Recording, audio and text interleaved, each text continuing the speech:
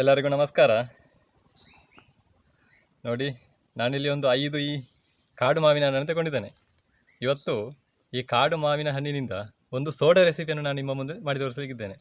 ನಾನು ಹಿಂದೆ ನಿಮಗೆ ಈ ಕಾಡು ಮಾವಿನಿಂದ ಒಂದು ಶರಬತ್ ರೆಸಿಪಿಯನ್ನು ಮಾಡಿ ತೋರಿಸಿದ್ದೆ.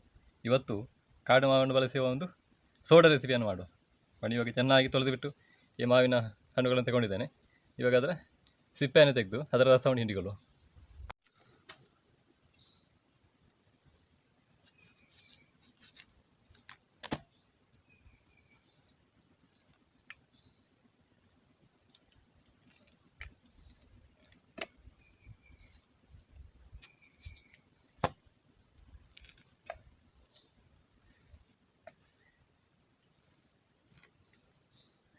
ಎಲ್ಲ ಮಾವಿನ ಹಣ್ಣುಗಳನ್ನು ಇದೇ ರೀತಿ ಸಿಪ್ಪೆಯನ್ನು ಬಿಡಿಸಿಕೊಳ್ಳುವ.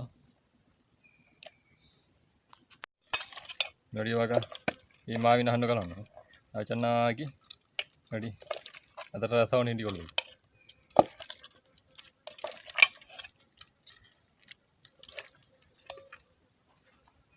ಇದಕ್ಕೆ ನಾನೀಗ ಸ್ವಲ್ಪ ನೀರನ್ನು ಕೂಡ ಸೇರಿಸಿಕೊಳ್ತಿದ್ದೇನೆ. ಹೆಚ್ಚಿಗೆ ಬೇಡ, ಅಷ್ಟು ಸಾಕು. ನನಗೆ ಇದರಿಂದ ಒಂದು 2 ರಿಂದ 3 ಲೋಟ ಜ್ಯೂಸ್ ಮಾಡುವಷ್ಟು, ಈ ಸೋಡಾ ರೆಸಿಪಿ ಮಾಡುವಷ್ಟು ನೀರು ಹಾಕಿಕೊಂಡಿದ್ದೇನೆ. ನೋಡಿ, ಚೆನ್ನಾಗಿ ಇದರ ರಸವನ್ನೆಲ್ಲ ಹಿಂಡಿ ಇದರ ಗೊರಟು ಮತ್ತು ಸಿಪ್ಪೆಯನ್ನು ಇದರಿಂದ ತೆಗಿಬೇಕು.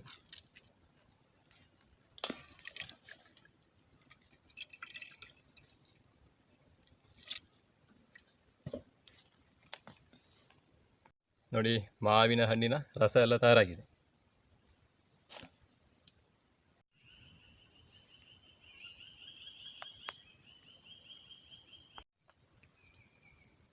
ನೋಡಿ, ಇವಾಗ ನಾನು ಈ ಲೋಟಕ್ಕೆ ಮಾವಿನ ಹಣ್ಣಿನ ರಸವನ್ನು ಹಾಕಿಕೊಳ್ತಿದ್ದೇನೆ. ಇನ್ನು ಇದಕ್ಕೆ ಅರ್ಧ ಲಿಂಬೆ ಹೋಳುಗಳನ್ನು ಹಿಂಡಿಕೊಳ್ಳುವ. ನೋಡಿ, ಇಲ್ಲಿಂದು ಅರ್ಧ ಲಿಂಬೆ ಹೋಳಿದೆ. ಅದರ ರಸವನ್ನು ಹಿಂಡಿಕೊಳ್ಳುವ ಇದಕ್ಕೆ.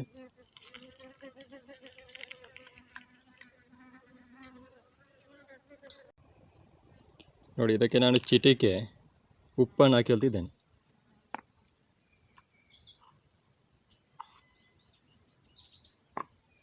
ನೋಡಿ, ಒಂದು ಅರ್ಧ ಚಮಚ ಈ ಜೀರಿಗೆ ಪೌಡರ್.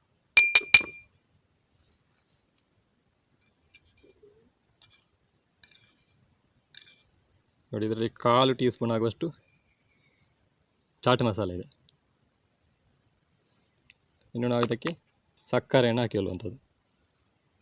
ನೋಡಿ, ಇಲ್ಲಿ ನಾನು ಒಂದು 3 ಟೀ ಸ್ಪೂನ್ ಆಗುವಷ್ಟು ಈ ಪುಡಿ ಮಾಡಿದ ಸಕ್ಕರೆಯನ್ನು ಹಾಕಿಕೊಳ್ತಿದ್ದೇನೆ. ಇವಾಗ ಇದನ್ನು ಚೆನ್ನಾಗಿ ಮಿಶ್ರಣ ಮಾಡಿಕೊಂಡಿದ್ದೇನೆ. ಇನ್ನು ಇದಕ್ಕೆ ನಾವು ಸೋಡಾವನ್ನು ಸೇರಿಸುವಂಥದ್ದು.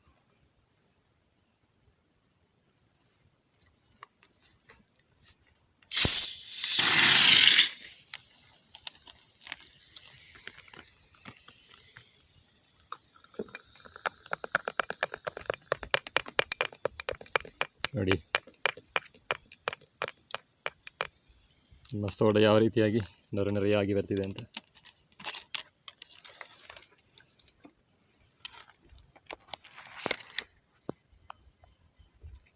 ಕಾಡು ಮಾವಿನ ಹಣ್ಣಿನ ಸೋಡಾ ತಯಾರಾಗಿದೆ. ಇವಾಗ ಟೇಸ್ಟ್ ನೋಡುವ.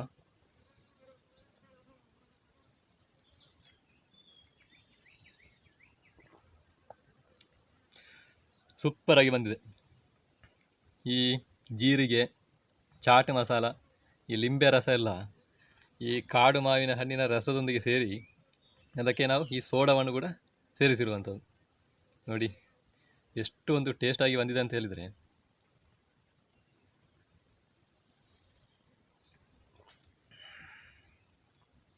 ಕುಡಿಯುವಾಗ ಒಂದು ಈ ಬೇಸಿಗೆ ಕಾಲದಲ್ಲೆಲ್ಲ ಶರೀರ ಕೂಡ ಒಂದು ತಂಪಾಗ್ತದೆ.